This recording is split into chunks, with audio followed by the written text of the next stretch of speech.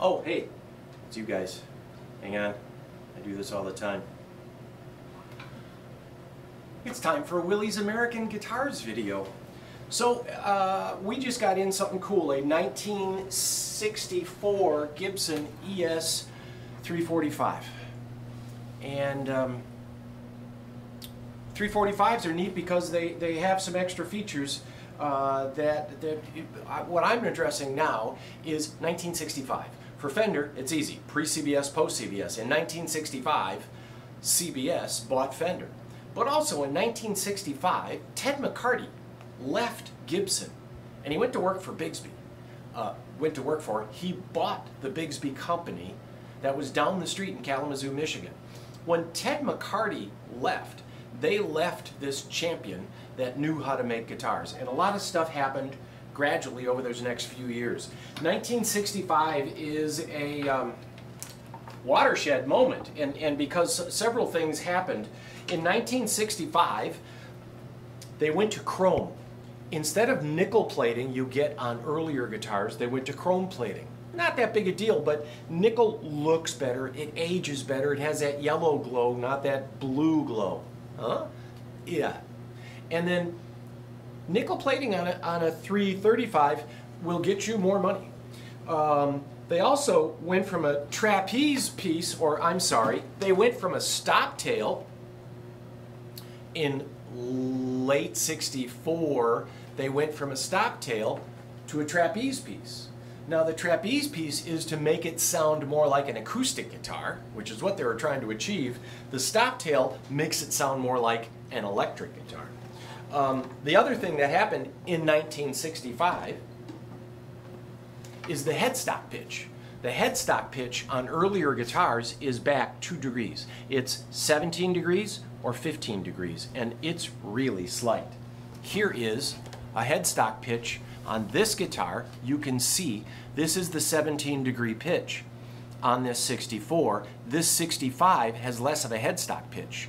So why they do that is because when these guitars were to drop, the headstocks would break, and it was this constant complaint from customers that broke their headstocks. Why they did it in the first place was that gives you a little better sound, because when you're playing the guitar, the string vibrates back and forth, it hits that pitch at a greater speed, and it returns better.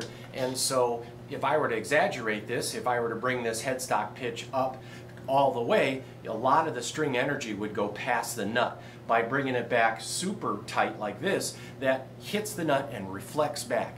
And there's a geometry there. This, the last thing, and this is the most important thing, is in 65, they changed the nut width. The necks got smaller. So this 1968 guitar has a 1 9/16 nut width. This is a 1 11/16 nut width. And it's just a little bigger all through the body.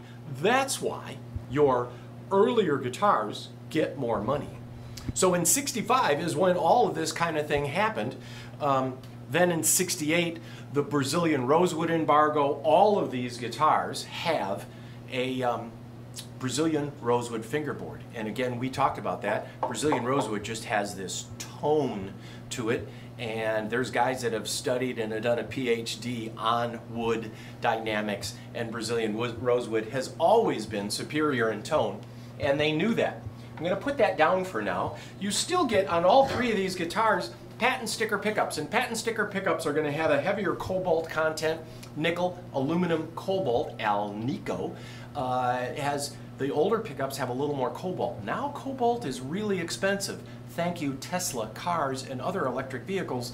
Cobalt only comes from 2 places in the world right now, and it's really hard to get cobalt. It's very expensive. It's imported, it's hard to get, it's hard to dig up, but cobalt added to the magnet will actually soften the magnet. So as your string vibrates back and forth, the magnet allows the string to vibrate and generate more fragility. You'll find these pickups have a really nice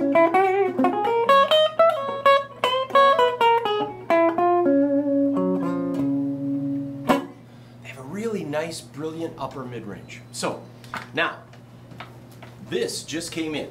This is kind of cool. And y'all going to be calling me on this, so whoops, wrong one. That is cool because it's a 1965 big neck 335, and I've seen these things go up for a long time. Now this is a 345. For those of you who don't know, the 345 have different inlay. It's a little fancier because it's gold hardware. The split parallelogram inlays. And then you have the varitone on this, and it's also wired in stereo. Now Gibson at the time, the whole stereo thing was like, you know, Fender was making a lot of really inroads in electric guitar. Gibson decided that the stereo thing they could do fairly easily, and then when you have one of these guitars, you'll notice without a stereo cord, that pickup doesn't work. You actually have to pull it out halfway to get that pickup to work. But if you got a stereo cord, no problem. So these 345s and 355s, gold hardware, have stereo, generally speaking. On the 345, half of them had a tremolo of some kind. You were spending for an upscale guitar, so about half of them are stoptail. Stoptail's generally preferred on all these guitars. You will pay more for a stoptail guitar than you will for a trapeze piece guitar. And you see this. These are capacitors in here. Each one a different capacitance to give you a different sound. You guys that listen to Chuck Berry or B.B. King, they made really good use of this in recording because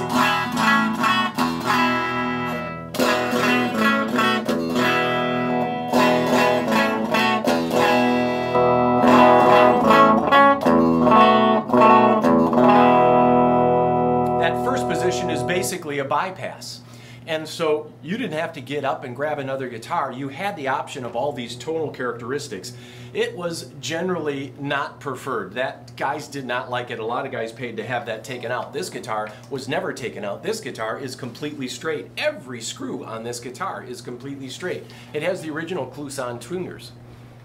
It has the things that you'd want. Now, it's not the chrome hardware or nickel hardware. It's gold hardware, which they have to plate over nickel. I know, lots of information. I'm a geek. So this does have that steep headstock pitch. So it is going to give you a better sound.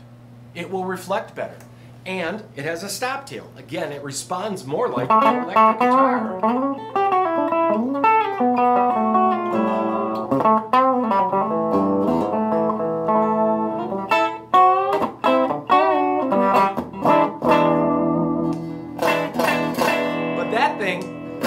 It's cool.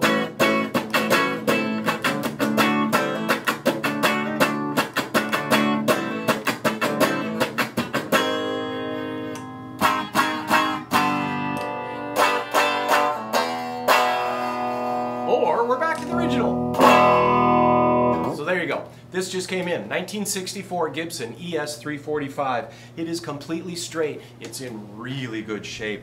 It's really pretty. And I'm going to have the camera. It's hard to see in this light, but there's a little bit of flame in here.